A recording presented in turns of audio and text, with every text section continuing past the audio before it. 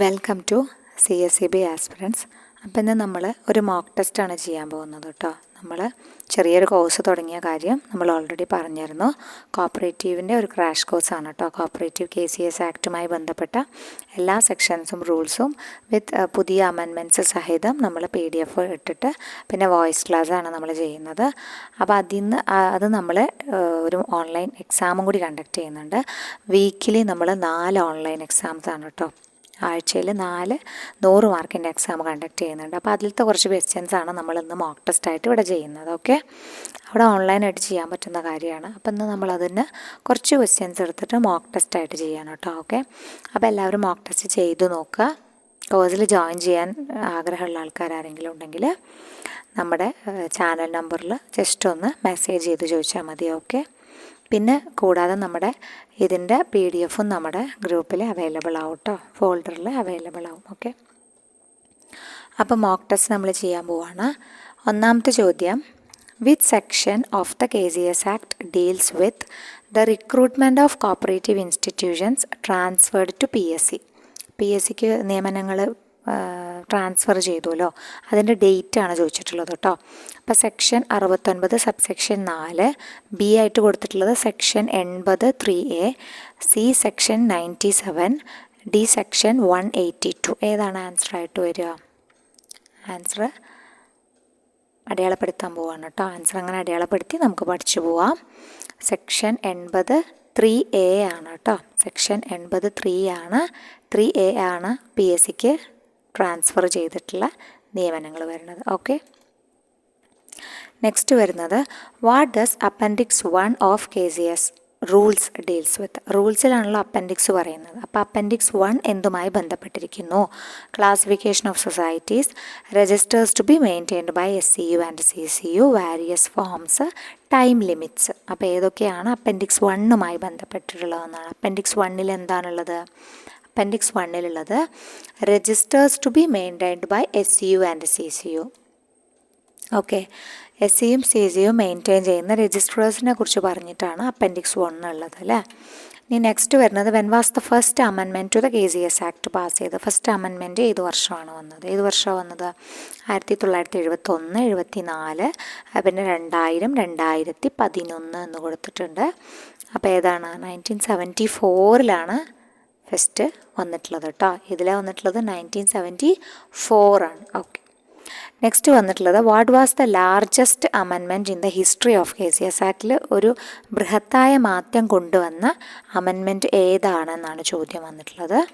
ഏതാണ് ബൃഹത്തായ ഒരു മാറ്റമൊക്കെ വന്നിട്ടുള്ള അമെൻമെൻറ്റ്? ആക്ട് 38 ഓഫ് 1971 ആണോ? ആക്ട് 8 ഓഫ് 1974 ആണോ? ആക്ട് 1 ഓഫ് 2000 ആണോ? ആക്ട് 9 ഓഫ് 2024 ആണോ? ഏതാണ് ബൃഹത്തായ മാറ്റം വന്നിട്ടുള്ളത്?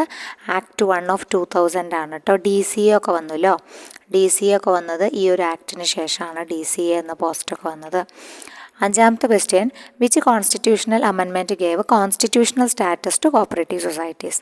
സഹകരണ സ്ഥാപനങ്ങൾക്ക് ഒരു കോപ്പറേറ്റ്, അതായത് കോൺസ്റ്റിറ്റ്യൂഷണൽ ഭരണഘടന ഒരു അമെൻമെൻറ്റ് വന്നത് ഏത്? ഭരണഘടനയ്ക്ക് ഒരു സ്റ്റാറ്റസ്, ഭരണഘടനാ തലത്തിലേക്ക് ഉയർത്തപ്പെട്ട സ്റ്റാറ്റസ് നൽകിയ അമെൻമെൻറ്റ്, കോൺസ്റ്റിറ്റ്യൂഷണൽ അമെൻമെൻ്റ് ആണ്. നമ്മുടെ കോപ്പറേറ്റീവിൻ്റെ അമെൻമെൻ്റ് അല്ല ചോദിക്കുന്നത്. അപ്പോൾ അതിൻ്റെ ഉത്തരമായിട്ട് വരുന്നത് ഏതാണ്? 42, 74, 86, 97. ഇതിൽ ഏത് അമെൻമെൻ്റ് ആണെന്നാണ് ചോദ്യം. അപ്പോൾ 42ഒക്കെ പ്രധാനപ്പെട്ടതാണ് കേട്ടോ. 97th അമെൻമെൻ്റ് ആണ് ഇവ. നമ്മുടെ ഈ ഒരു ഭാഗത്തുനിന്ന് ഇതാണ് നമ്മൾ നോക്കുന്നത് കേട്ടോ. 97th അമെൻമെൻ്റ് ആണ് ഈ ഒരു constitutional status to cooperative societies provide ചെയ്തിട്ടുള്ളത്. ഓക്കെ, ഇനി അടുത്തത് വന്നിട്ടുള്ളത്, which article of the Indian constitution made the registration of cooperative societies as a fundamental right? Fundamental right അറിയാലോ എല്ലാവർക്കും. അത് ഏത് സെക്ഷനിലാണ് വരുന്നത് വെച്ചാൽ നമുക്ക് ഉത്തരം പെട്ടെന്ന് കിട്ടും അല്ലേ. ആർട്ടിക്കിൾ 14 ആണോ? ആർട്ടിക്കിൾ 19 1C ആണോ? ആർട്ടിക്കിൾ 21 ആണോ? ആർട്ടിക്കിൾ 32 ആണോ? ഏതിലാണ് Indian constitution registration of cooperative societies fundamental right ആയിട്ടുള്ളത്? ഉത്തരം B ആണ് കേട്ടോ. ആർട്ടിക്കിൾ 1Cയിലാണ് അത് പറയണത്. ഓക്കെ, നെക്സ്റ്റ് വന്നിട്ടുള്ളത് in which list of the 7th schedule of the Indian constitution is cooperation included. Cooperation include ചെയ്ത ലിസ്റ്റ് ഏതാണ്? സഹകരണം ആരുടെയാണ്? യൂണിയൻ ആണോ, സ്റ്റേറ്റ് ആണോ, കൺകറൻ്റ് ആണോ, നൺ ഓഫ് ദി എബവ് ആണോ? ഏതിലാണ് സഹകരണം എന്നത്? സ്റ്റേറ്റിനാണ് സഹകരണ സ്ഥാപനങ്ങളൊക്കെ സ്റ്റേറ്റ് അല്ലേ കാര്യങ്ങൾ എടുക്കുന്നത്. അപ്പം സ്റ്റേറ്റ് ലിസ്റ്റിലാണ് കോപ്പറേഷൻ ഇൻക്ലൂഡ് ചെയ്തിട്ടുള്ളതെന്ന് ഓർത്ത് വയ്ക്കുക. When was the union ministry of cooperation established? എന്നാണ് യൂണിയൻ മിനിസ്ട്രി എസ്റ്റാബ്ലിഷ് ചെയ്തത്? ചോദിക്കാറുള്ളതാണ്. PYQ ആണ് അല്ലേ. അപ്പോൾ എന്നാണ് യൂണിയൻ മിനിസ്ട്രി എന്നാ വന്നത്? ആൻസർ അവിടെ കൊടുത്തിട്ടുണ്ട്. 2021 കേട്ടോ. 2021 യൂണിയൻ മിനിസ്ട്രി എസ്റ്റാബ്ലിഷ് ചെയ്തത്. ഓക്കെ, അടുത്തത് നോക്കുകയാണെങ്കിൽ who was the first registrar of cooperative societies? കേരളത്തിൻ്റെ കാര്യമാണ് ചോദിച്ചിട്ടുള്ളത്. കേരളത്തിലെ ഫസ്റ്റ് രജിസ്ട്രാർ എന്നറിയപ്പെടുന്നത് ആരാണ്? ഓക്കെ, ആരാണ്? P. Sivaraman, ഗോവിന്ദപിള്ളൈ, KG Raju, D. Sajith Babu. ആരാണ് വന്നിട്ടുള്ളത്? P. ശിവരാമനാണ് കേട്ടോ. Okay, P. ശിവരാമനാണ് the first registrar of cooperative societies in Kerala. Next വരുന്നത് who was the first woman minister of cooperation in Kerala? Woman minister ആരായിരുന്നു? KR ഗൗരിയമ്മയാണോ, M. കമലമാണോ, വീണ മാധവനാണോ, ഷെറിൻ MS ആണോ? ആരാണ് first woman minister of cooperation in Kerala എന്ന് പറയുന്നത്? M. കമല ആണോ അല്ലേ. ഗൗരിയമ്മ ആദ്യത്തെ വനിതാ മന്ത്രിയായിരുന്നു കേട്ടോ. വീണ മാധവൻ ആരാണ്? സ്പെഷ്യൽ സെക്രട്ടറിയാണ് ഇപ്പോഴത്തെ. ഷെറിൻ MS ഇപ്പോഴത്തെ ആരാണ്? DCA ആണ് അല്ലേ. ഓക്കെ, പിന്നെ അടുത്ത വിഷയം വന്നിട്ട് which minister was responsible for introducing the KCS act? KCS act introduce ചെയ്യുമ്പോൾ ആരായിരുന്നു മിനിസ്റ്റർ ആയിട്ടുണ്ടായിരുന്നത്? ആരായിരുന്നു? ജോസഫ് മുണ്ടശ്ശേരി ആണോ, R. ശങ്കർ ആണോ, PR കുറുപ്പാണോ, EMS നമ്പൂതിരിപ്പാടാണോ? ആരായിരുന്നു? PR കുറുപ്പിൻ്റെ കാലത്താണ് എന്ത് വന്നിട്ടുള്ളത്? KCS ആക്ട് വന്നിട്ടുള്ളത്. ഓക്കെ, നെക്സ്റ്റ് വന്നിട്ടുള്ളത് when did the Kerala cooperative societies rules എന്നാണ് കമ്മിങ് ടു ഫോഴ്സ്? റൂൾസിൻ്റെ ഡേറ്റും ഇമ്പോർട്ടൻ്റ് ആണ്. സെക്ഷൻ പഠിക്കുന്ന പോലെ തന്നെ റൂളും പഠിക്കണം കേട്ടോ. എന്നാണ് റൂള് നിലവിൽ വന്നിട്ടുള്ളത്? 15 മെയ് 1969 ആണോ, 14 ജൂലൈ 1969 ആണോ, 26 ജാനുവരി 1971 ആണോ, 1 ജാനുവരി 1974 ആണോ? ഏതാണ് ഉത്തരമായിട്ട് വരിക? അറിയാവുന്ന ക്വസ്റ്റ്യനാണ് അല്ലേ. 14th ജൂലൈ 1969 ആണ്. ഓക്കെ, ഇനി what is an apex society? ഒരു അപ്പെക്സ് സൊസൈറ്റി എന്ന് പറഞ്ഞാൽ എന്താണ്? A society covering 1 district. B പറഞ്ഞിട്ടുള്ളത് a society covering the whole state with only other societies as member. പിന്നെ പറഞ്ഞിട്ടുള്ളത് a society covering a taluk, a society covering a municipality. ഏതാണ് ഉത്തരമായിട്ട് വരിക? A society covering the whole of the state ആണ് കേട്ടോ. അതുമാത്രമല്ല only societies ആണ് with only other societies as member എന്നും കൂടിയുണ്ട്. ഓക്കെ, നെക്സ്റ്റ് വന്നിട്ടുള്ളത് what is an assisted society? എന്താണ് ഒരു assisted society? A society that assist other societies. പിന്നെ cooperative society receiving government assistance in any form. A self funded cooperative society, a society that does not receive financial help. ആരാണ് ഒരു assisted society എന്നതുകൊണ്ട് ഉദ്ദേശിക്കുന്നത്? A cooperative society receiving ഗവൺമെൻറ്റിൻ്റെ assistance. അത് ഏത് രീതിയിലും ആവാം അല്ലേ, ഇന്ന രീതിയിലെന്ന് പറയാൻ പറ്റില്ല. ഏത് രീതിയിൽ ഗവൺമെൻറ്റിൻ്റെ അസിസ്റ്റൻസ് വാങ്ങിയാലും അതെന്താണ്? അസിസ്റ്റഡ് ആണ്. നെക്സ്റ്റ് വന്നിട്ട് what is the primary purpose of an Anand pattern milk cooperative society? Anand pattern milk cooperative സൊസൈറ്റീസിൻ്റെ പ്രൈമറി പർപ്പസ് എന്താണ് പ്രൈമറി പർപ്പസ് എന്ന് പറഞ്ഞിട്ടുള്ളത്? ഓക്കെ, ഗ്രോയിങ് ക്രോപ്സ് ആണോ, പ്രൊഡ്യൂസിങ് സിൽക്ക് ആണോ, procurement and marketing of milk and milk products? എളുപ്പമാണ്, trading in textiles. അപ്പോൾ APCOS എന്ന് കേൾക്കുമ്പോൾ തന്നെ നമുക്കറിയാം ആപ്കോസ് എന്തുമായി ബന്ധപ്പെട്ടതാണ്. ഓപ്ഷൻ C ആണ് കറക്റ്റ് ആയിട്ടുള്ളത്. Okay, procurement and marketing of milk and milk products. Next വന്നിട്ട് അഡ്മിനിസ്ട്രേറ്റീവ് ഓഡിറ്റിൽ ഇൻക്ലൂഡ് ചെയ്യുന്നത് എന്തെല്ലാമാണ്? Assessment of constitution and management, performance and IT audit, internal control system assessment, all of the above. ഏതാണ് ഉത്തരമായിട്ട് വരിക? Administrative ഓഡിറ്റിലുള്ളത്. Administrative audit ഇതിലെല്ലാം കൂടിയുള്ളതാണ്. So all of the above ആണ് ഉത്തരമായിട്ട് വരിക. ഓക്കെ, നെക്സ്റ്റ് വന്നിട്ട് who is the chief executive of a cooperative society? ഒരു കോപ്പറേറ്റീവ് സൊസൈറ്റീസിലെ ചീഫ് എക്സിക്യൂട്ടീവ് ആരാണ് ഒരു ചീഫ് എക്സിക്യൂട്ടീവ് എന്നുള്ളത്? ഗവൺമെൻറ് എംപ്ലോയി ആണോ? Any employee designated as such under the act or rules, the president of the society, a financial adviser. ആരാണ് ഒരു chief executive എന്നതുകൊണ്ട് ഉദ്ദേശിക്കുന്നത്? അപ്പോൾ ഓപ്ഷൻ ബി ആണ് ഉത്തരം കേട്ടോ. ഓപ്ഷൻ ബി ആണ് ഉത്തരമായിട്ട് വരുന്നത്. എന്താണ് ഉത്തരം? Any employee designated as such under the act or rules. ആ ഒരു എനി എംപ്ലോയി ആവാം, ആ ഒരു പദവിയിൽ ആരാണോ നിയമിക്കപ്പെട്ടത് അദ്ദേഹം എന്നാണ് പറയുന്നത്. ഡെഫിനിഷനിൽ അങ്ങനെയാണ് കൊടുത്തിട്ടുള്ളത്. ഓക്കെ, ഇനി അടുത്തത് പറയുന്നത് what is a consortium in cooperative societies. Cooperative സൊസൈറ്റീസിലെ കൺസോർഷ്യം എന്ന് പറഞ്ഞാൽ എന്താണ്? A single cooperative society, a formal association of cooperative societies, a private investment firm, പിന്നെ a local self government body. അപ്പോൾ കൺസോർഷ്യം എന്ന് കേൾക്കുമ്പോൾ തന്നെ അറിയാം ഒരു കൂട്ടായ്മയാണ്. അതുകൊണ്ട് തന്നെ ഉത്തരം ബി ആണ്. A formal association of cooperative societies ആണ് കൺസോർഷ്യം എന്ന് പറഞ്ഞാൽ. ഓക്കെ, അടുത്ത ചോദ്യത്തിലേക്ക് പോവുകയാണ്. അത് cooperative arbitration court is constituted under which section? ഏത് സെക്ഷൻ പ്രകാരമാണ് കോപ്പറേറ്റീവ് ആർബിട്രേഷൻ കോർട്ട്? ആർബിട്രേഷൻ കോർട്ടാണ് അല്ലേ. ആർബിട്രേഷൻ എന്ന് പറയുമ്പോൾ തന്നെ അതിൽ കണക്ഷൻ ഉണ്ട്. ഏതാണ്? ബി ആണല്ലേ, 70A. ആർബിട്രേഷൻ 70A ആണ് കേട്ടോ. അപ്പോൾ എയും ആർബിട്രേഷനും കണക്ട് ചെയ്ത് വെക്കാം. എല്ലാത്തിലും ഉണ്ടെങ്കിൽ നമുക്ക് കൺഫ്യൂഷൻ ആവും. അപ്പോൾ 0 നോക്കിയാൽ മതി. 70 0 ഉണ്ട്. കൂപ്പ് എന്ന് എഴുതുന്നുണ്ടില്ലേ, പൂജ്യങ്ങളുടെ ഇവിടെ 2 0 ഇല്ലേ. ഓ ആണ്, പക്ഷെ എന്നാലും 0 നമുക്ക് കൺസിഡർ ചെയ്യാം. നെക്സ്റ്റ് പറഞ്ഞിട്ടുള്ളത് a cooperative societies with limited liability means. എന്താ അതുകൊണ്ട് ഉദ്ദേശിക്കുന്നത്? Members are fully responsible for debts എന്നാണോ? Members liabilities limited to unpaid shares. Members are not responsible for any debts. It operates only within one district. എന്താണ് ഇതുകൊണ്ട് ഉദ്ദേശിക്കുന്നത്? Members liability limited to unpaid shares അല്ലേ. Okay, ഇനി next which of the following is not applicable to supervisory action framework for urban cooperative bank. PYQ ആണത്. അപ്പോൾ urban cooperative ബാങ്കിൻ്റെ supervisory action framework വരാറുണ്ട് കേട്ടോ. ഫ്രെയിംവർക്ക് പുറപ്പെടുവിക്കാറുണ്ട് RBI, അതിനനുസരിച്ചിട്ടാണ്. അപ്പോൾ അതിൽ പോയിന്റുകളൊക്കെ പറഞ്ഞിട്ടുണ്ട്. ഏതൊക്കെയാണ് എന്തൊക്കെയാണെന്ന് നോക്കാം നമുക്ക്. Net NPA above 6%. NPA above 6%. Incurs loss for 2 consecutive financial yearsൽ loss. CRAR below 10%. Accumulated losses in the balance sheet. കുമിഞ്ഞുകൂടി ബാലൻസ് ഷീറ്റിൽ കുമിഞ്ഞുകൂടുന്ന ലോസസ് അല്ലേ. അപ്പോൾ ഇതിലേതാണ് നോട്ട് ആപ്ലിക്കബിൾ അല്ലാത്തത്? സൂപ്പർവൈസറി ആക്ഷൻ ഫ്രെയിംവർക്ക് പ്രകാരം നോട്ട് ആപ്ലിക്കബിൾ ആണ് ചോദിച്ചിട്ടുള്ളത്. നോട്ട് ആപ്ലിക്കബിൾ ആയിട്ടുള്ളത് ബിലോ 10% CRAR പോകാൻ പാടില്ല. ബാക്കിയൊന്നും ആയാലും കുഴപ്പമില്ല. ഓക്കെ, അതാണ് പറയണത്. അക്യുമുലേറ്റഡ് ലോസസ് ബാലൻസ് ഷീറ്റിലുണ്ടെങ്കിലും കുഴപ്പമില്ല. ഇനിയിപ്പോൾ 2 കോൺസിക്യൂട്ടീവ് ഫിനാൻഷ്യൽ ഇയറിൽ ലോസ് ആണെങ്കിലും കുഴപ്പമില്ല. നെറ്റ് NPA 6%-ൽ കൂടുതലുണ്ടെങ്കിലും കുഴപ്പമില്ല. പക്ഷേ CRAR ബിലോ 10% പോകാൻ പാടില്ല. അത് നോട്ട് ആപ്ലിക്കബിൾ ആണ്. ഓക്കെ, പിന്നെ അടുത്തത് പറഞ്ഞിട്ടുള്ളത് when did the Kerala state cooperative bank become A scheduled bank ആയ ഡേറ്റ്. മന്തും ഇയറുമാണ് ചോദിച്ചിട്ടുള്ളത് കേട്ടോ. ഡേറ്റ് അല്ല, മന്തും ഇയറുമാണ് ചോദിച്ചിട്ടുള്ളത്. എന്നാണ് ഷെഡ്യൂൾഡ് ബാങ്ക് ആയത്?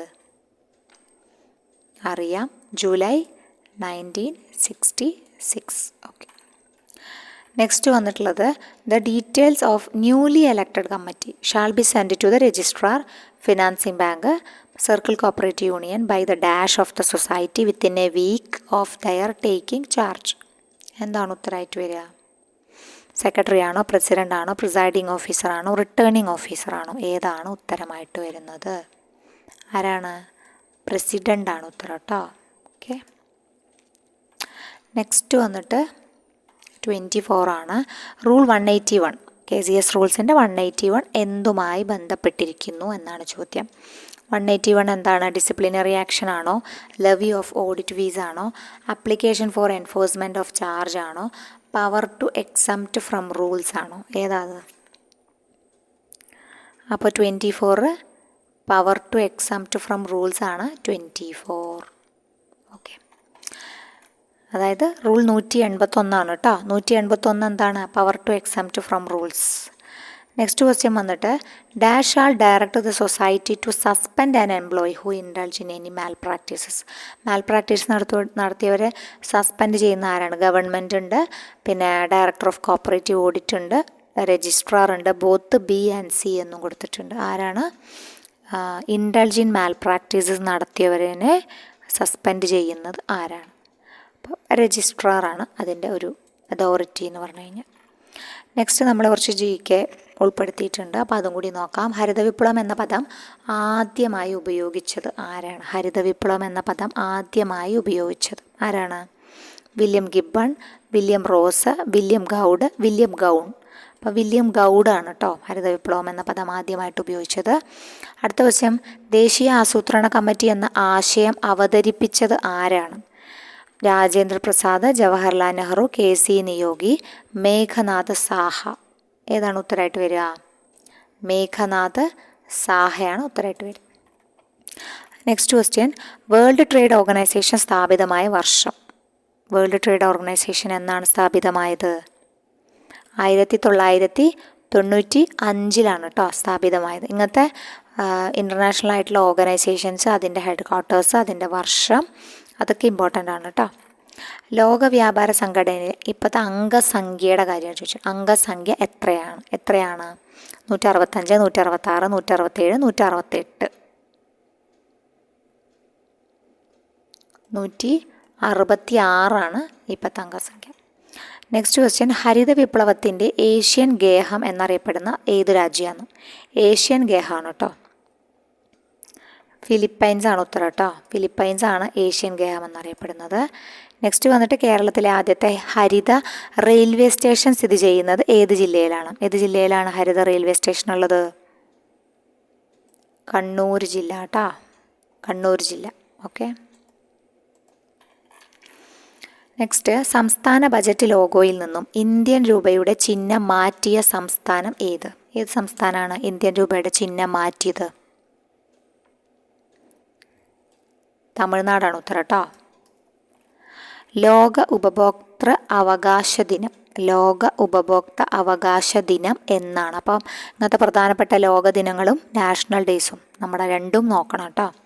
അപ്പോൾ മാർച്ച് 12, മാർച്ച് 13, മാർച്ച് 14, മാർച്ച് 15. അപ്പോൾ ഉത്തരം മാർച്ച് 15 കേട്ടോ. ലൈംഗിക അതിക്രമങ്ങളിൽ നിന്നും കുട്ടികളെ സംരക്ഷിക്കുന്ന നിയമമാണ് പോക്സോ ആക്ട്. അത് നിലവിൽ വന്ന വർഷം ഏതാണെന്നാണ് ചോദ്യം. പോക്സോ നമ്മൾ എപ്പോഴും കേൾക്കുന്നതാണ്. അപ്പം അതിൻ്റെ വർഷവും കൂടി നമ്മൾ ഓർത്തിരിക്കുക. ഇനി പോക്സോ എന്ന് കേൾക്കുമ്പോൾ അതിൻ്റെ വർഷവും കൂടി നമ്മുടെ മൈൻഡിലേക്ക് കൊണ്ടുവരണം. എന്നാണ്? 2012 കേട്ടോ. ദേശീയ മനുഷ്യാവകാശ കമ്മീഷൻ്റെ ചെയർമാൻ ആരാണ്? പുതിയ ചെയർമാൻ്റെ പേര് ജസ്റ്റിസ് വി രാമസുബ്രഹ്മണ്യൻ കേട്ടോ. രാമനും സുബ്രഹ്മണ്യനും ഭഗവാന്മാരാണ് അല്ലേ. മനുഷ്യാവകാശ കമ്മീഷൻ മനുഷ്യൻ്റെ അവകാശങ്ങൾ സംരക്ഷിക്കാൻ ഇപ്പോൾ ദൈവത്തിൻ്റെ രൂപത്തിലാണ് എന്ന് ആലോചിക്കുക. അപ്പോൾ ദൈവത്തിൻ്റെ പേരാണല്ലോ രാമനും സുബ്രഹ്മണ്യനും. ദൈവങ്ങൾ വന്നാൽ പോലും ഇപ്പം രക്ഷയില്ല എന്നാണ് അവസ്ഥ. അടുത്തത്, നക്ഷത്രങ്ങൾ മിന്നിത്തിളങ്ങുന്നതിന് കാരണമായ പ്രകാശ പ്രതിഭാസം ഏതാണ്? ഏതാണ് പ്രകാശ പ്രതിഭാസം? പ്രകീർണനമാണോ, വിസരണമാണോ, പൂർണ്ണാന്തരിക പ്രതിഫലനമാണോ, അപവർത്തനമാണോ? ഏതാണ് നക്ഷത്രങ്ങൾ മിന്നിത്തിളങ്ങുന്നതിന് കാരണമായ പ്രകാശ പ്രതിഭാസം? ഇതൊക്കെ ജനറൽ PSC ചോദിച്ചിട്ടുള്ള ക്വസ്റ്റ്യൻസ് ആണ് കേട്ടോ. അപ്പോൾ നമ്മൾ ജനറൽ PSCയുടെ ക്വസ്റ്റ്യൻ പേപ്പറൊക്കെ ഒന്ന് ഓടിക്കുക. അപ്പോൾ നമുക്ക് കുറേ ക്വസ്റ്റ്യൻസ് കിട്ടും. അപവർത്തനമാണ് ഉത്തരമായിട്ട് വരുന്നത്. അപവർത്തനം. ഇന്ത്യയിൽ ദേശീയ ബഹിരാകാശ ദിനമായി പ്രഖ്യാപിക്കപ്പെട്ട തീയതി ഏതാണ്? ദേശീയ ബഹിരാകാശ ദിനം പ്രധാനപ്പെട്ടതാണ്, ഓർത്തിരിക്കണേ. ഓഗസ്റ്റ് 23 കേട്ടോ. നെക്സ്റ്റ് വന്നിട്ട്, സൂര്യനെയും ബാഹ്യവലയങ്ങളെയും കുറിച്ച് പഠിക്കാൻ ISROയുടെ ദൗത്യം എന്താ? അത് കഴിഞ്ഞു പോയതാണ്. വിക്ഷേപണമൊക്കെ കഴിഞ്ഞു. ആദിത്യ L1 ആണ്. ഓക്കെ.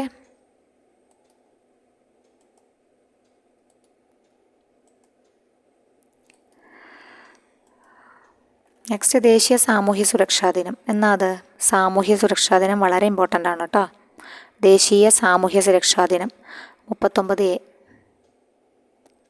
ഏതാ 39? ഓഗസ്റ്റ് 14. ഓപ്ഷൻസ് നിങ്ങൾ വായിച്ചോട്ടെ വെച്ച് ഞാൻ വായിക്കാത്തതാണ് കേട്ടോ. ഓക്കെ. നെക്സ്റ്റ് വന്നിട്ട്, കുറച്ച് വേറെ ടൈപ്പ് ബാങ്കിങ് ക്വസ്റ്റ്യൻസ് ആണ്. Distribution of insurance policies by banks as corporate agents, അതിന് പറയുന്ന പേരെന്താണ്? Distribution of insurance products and insurance policies by banks as corporate agents, അതിന് പറയുന്ന പേരെന്താണ്? എന്താണ് പേര്? Bank assurance. എന്താ വിളിക്കുക? ബാങ്ക് അഷ്വറൻസ് എന്നാണ് വിളിക്കുക കേട്ടോ. ബാങ്ക് സ്വന്തം അല്ലാതെ ഇൻഷുറൻസിൻ്റെ കാര്യങ്ങളും കൂടി നടക്കുന്നുണ്ടെങ്കിൽ അത് കോർപ്പറേറ്റ് ഏജൻസി ആയി ബാങ്കുകൾ നടത്തി കൊടുത്തിട്ടുണ്ടെങ്കിൽ അതിന് ബാങ്ക് അഷ്വറൻസ് എന്നാണ് വിളിക്കുക. ഇനി അടുത്തത് ഫിനോ. ഫിനോയുടെ ഫുൾ ഫോം എന്താണ്? FINO, Fino. Financial inclusion network and operations ആണ് ഉത്തരം കേട്ടോ. ഓക്കെ, നിങ്ങൾ നോക്കി മനസ്സിലാക്കുക. തെറ്റ് ഓപ്ഷൻ വായിച്ചിട്ട് നിങ്ങളത് മനസ്സിലേക്ക് കയറ്റണ്ട. ഫിനാൻഷ്യൽ ഇൻക്ലൂഷൻ നെറ്റ്വർക്ക് ഓപ്പറേഷൻസ് എന്നാണ് ശരിയായ പദം. നെക്സ്റ്റ് വന്നിട്ട് interest on savings bank accounts is now calculated by banks on. എങ്ങനെയാണ് interest on savings bank account calculate ചെയ്യുന്നത്? ഏത് ബേസിസിലാണ്? Minimum balance during the month, minimum balance from 7th to last day of the month, maximum balance during the month, daily product basis. എന്താ സംഭവം? Daily product ബേസിസിലാണ് കേട്ടോ calculate ചെയ്യുന്നത്. Okay, ഇനി അടുത്തത്, in India chit funds ആരാണ് govern ചെയ്യുന്നത്, regulate ചെയ്യുന്നത്? Chit ഫണ്ടുകളുണ്ടല്ലോ, ചിട്ടികൾ എന്നൊക്കെ പറയില്ലേ. Local bodies, RBI, central government, state government. അതിൻ്റെ സംഭവങ്ങളും റെഗുലേഷൻസൊക്കെ പുറത്തിറക്കുന്നത് ആരാണ്? പുറത്തിറക്കുന്നത്? സ്റ്റേറ്റ് ഗവൺമെൻറ്റ്സ് ആണ് കേട്ടോ പുറത്തിറക്കുന്നത്. ഒന്ന് ഓർത്ത് വയ്ക്കണേ. അടുത്തത്, money lend for more than one day but less than 15 days in the money market. അതിന് പറയുന്ന പേരെന്താണ്? ഒരു ദിവസത്തിൽ കൂടുതൽ പക്ഷേ 15 ദിവസത്തിന് താഴെ. മണി മാർക്കറ്റിലെ ഒരു ഇൻസ്ട്രുമെൻ്റ് ആണ്. അതിന് പറയുന്ന പേരെന്താണ്? നോട്ടീസ് മണി എന്നാണ് പറയുക കേട്ടോ. എന്താ പറയുക? Notice money. നെക്സ്റ്റ് ക്വസ്റ്റ്യൻ വന്നിട്ട്, savings as well as current account should be treated as inoperative അല്ലെങ്കിൽ ഇനാക്റ്റീവ് ആവണമെങ്കിൽ if there are no transactions in the account for over a period of -years. എത്ര വർഷം? അത് നമുക്ക് അറിയാവുന്നതാണ് അല്ലേ. നമ്മുടെ ബാങ്കിൽ നിന്നൊക്കെ നമുക്ക് മെസ്സേജസും കോൾസൊക്കെ വരാറുള്ളതാണ്. ഡോർമെൻ്റായി അല്ലെങ്കിൽ ഇനോപ്പറേറ്റീവായി വന്നോളൂ എന്ന് പറഞ്ഞിട്ട്. എന്നിട്ട് നമ്മുടെ KYC ഒന്ന് പുതുക്കി കൊടുത്താൽ അത് വീണ്ടും റീഓപ്പൺ ചെയ്ത് തരും. എത്ര വർഷമാണ്? 2 വർഷം കിടന്നാലാണ് അതിനെന്താക്കുക? ഇനോപ്പറേറ്റീവ് ആക്കുക. അതുപോലെ ആ ഭാഗത്ത് RBIയുടെ എടുത്തു വയ്ക്കുന്ന ഫണ്ടുകളൊക്കെ ഉണ്ടല്ലോ, അതൊക്കെ ജസ്റ്റ് ഒന്ന് നോക്കണം കേട്ടോ. അതായത് ഡെഫ് അക്കൗണ്ട് എന്നൊക്കെ പറയുന്ന സംഭവങ്ങളില്ലേ, അതൊക്കെ അത്യാവശ്യം ഇമ്പോർട്ടൻ്റ് ആണ്. ആ ഭാഗത്തു നിന്നൊക്കെ RBI ബന്ധപ്പെട്ട് ക്വസ്റ്റ്യൻസ് കാണാറുണ്ട്. അപ്പോൾ ഇതൊക്കെയാണ് നമ്മുടെ 45 ക്വസ്റ്റ്യൻസ്. ചെറിയൊരു മോക്ക് ടെസ്റ്റാണ്. അപ്പോൾ സമയമുള്ള എല്ലാവരും ചെയ്ത് നോക്കുക കേട്ടോ. എന്നിട്ട് മാർക്കൊക്കെ കമൻറ്റ് ചെയ്യുക. എക്സാമൊക്കെ ആവാനായി എല്ലാവരും ഉഷാറാവുക. വെക്കേഷനാണ്, ആരും ഉഴപ്പരുത്. വേഗം പഠനത്തിലേക്ക് തിരിച്ചു വരിക. ഓക്കെ, അപ്പോൾ അടുത്ത വീഡിയോ ആയിട്ട് കാണാം. താങ്ക്